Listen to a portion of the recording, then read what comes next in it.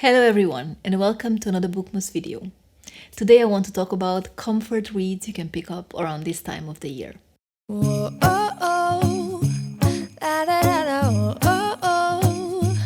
La, da, da, da, oh, oh, oh. La, da, da, da. Making our Christmas memories. I have 4 books here and these are not necessarily like wintry books because I think a lot of people read like Christmas Carol and that type of stories. But these are the type of books you can really immerse yourself into, can make you feel good, or just like, the story can captivate you and transport you. Around this time of the year, I also kind of feel like I gravitate towards romance books, so there's some romance in here as well. But let me start with the very first one, and I think, which is gonna be among my favorite books for 2020. And this is The Other Bennett Sister by Janice Hadlow. I picked this up because after I really heard about it here on BookTube, I was like, this is a must read for me. This is kind of like a Pride and Prejudice retelling, because in this one we get retold Mary's story. Mary is kind of like the forgotten sister. I feel like in Pride and Prejudice she's kind of frowned upon because of her really strict views, and I think this book really does justice to Mary and kind of makes you think about her in a different light. I think this book can be kind of described in like having 2 distinct parts. The first part really focusing on Mary, who she is in the connection of Pride and Prejudice and her family, the Bennetts. And the second part is where we take Mary out of that environment of the Bennetts and just where she comes into her own, and that is her love story in that second part. The first part was heartbreaking. I cried, really made me love Mary, and the second part was where like I was happy for her because of her love story and so on and so forth. If you love Pride and Prejudice, if you love a good love story, I think you would really enjoy this one.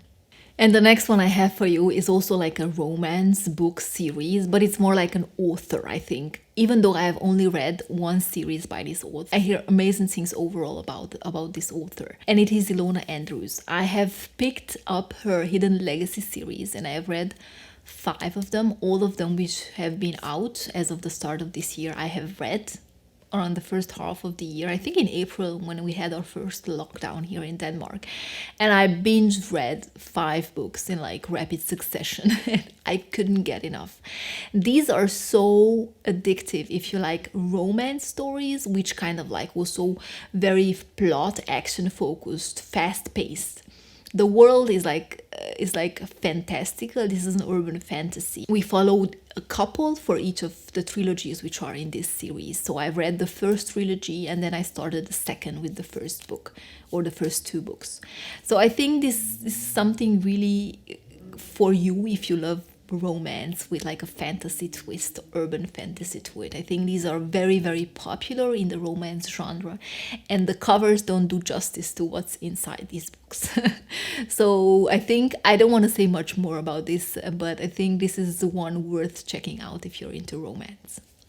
Then I have 2 more books, and one of them is Bel Canto by Ann Pratchett. So I've been meaning to read this for quite a while. I've been meaning to read one Ann Pratchett book for quite a while, and I listened to this one this year. And even though it's not one of my favorite books for this year, I think it's such a beautifully told story. So in this one we follow a group of characters who are kind of like kidnapped, and they're kidnapped and kept in this big mansion in one, like in an unnamed country in South or Central America, and they're kept there because there's some terrorists who kind of want to ransom for someone who was supposed to be at this big party, but that person actually stayed home to watch Spanish telenovelas, which is a kind of a funny twist to the story.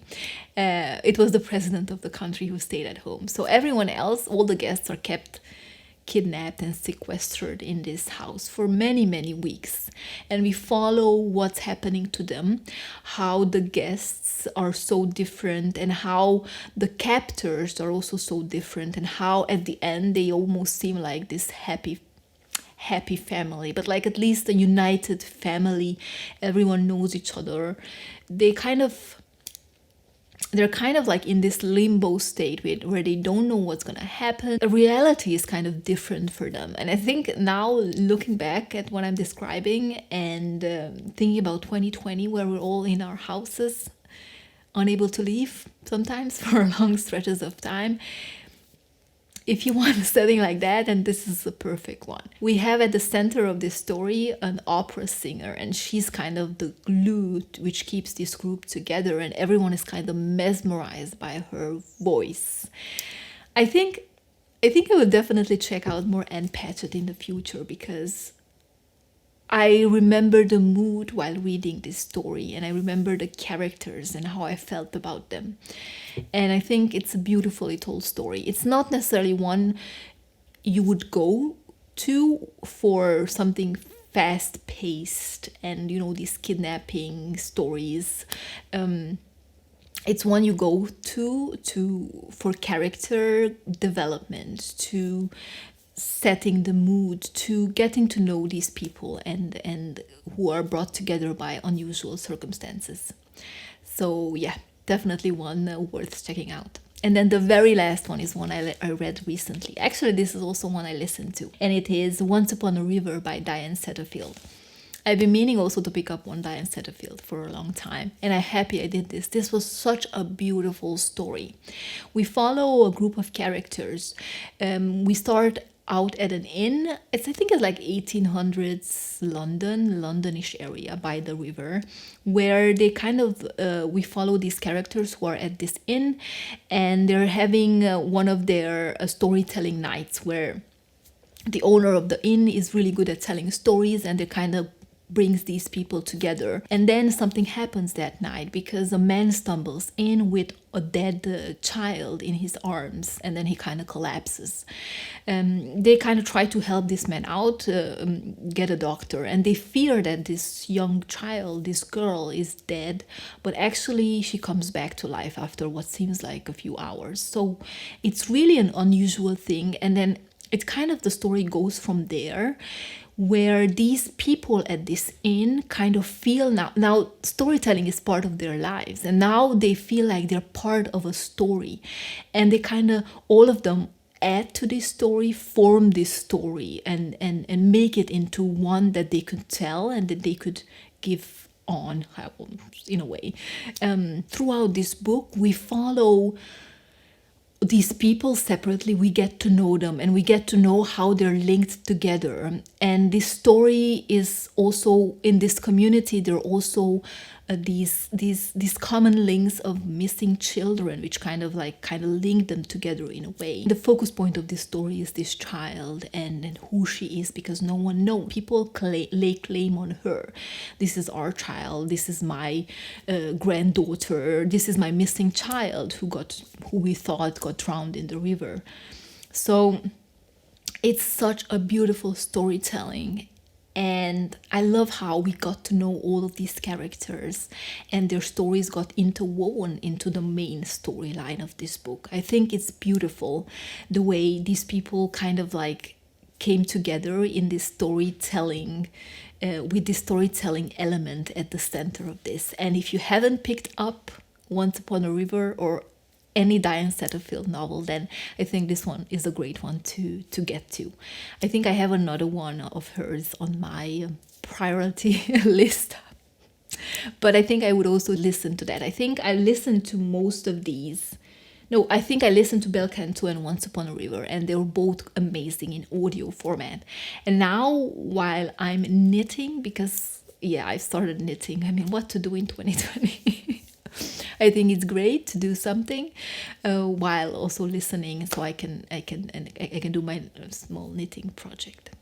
Anyway, these are all the books I had to pick up if you want something cozy to read. I think these are all great books to immerse yourself into and just forget about reality for a moment. So let me know, what are the cozy books you are picking up as well? What type of cozy books, what type of genres do you go to? Because a lot of people read cozy mysteries. Anyway, that is it, what I have for you today. Thank you very much for watching, and I will see you next time. Goodbye. Making our Christmas memories.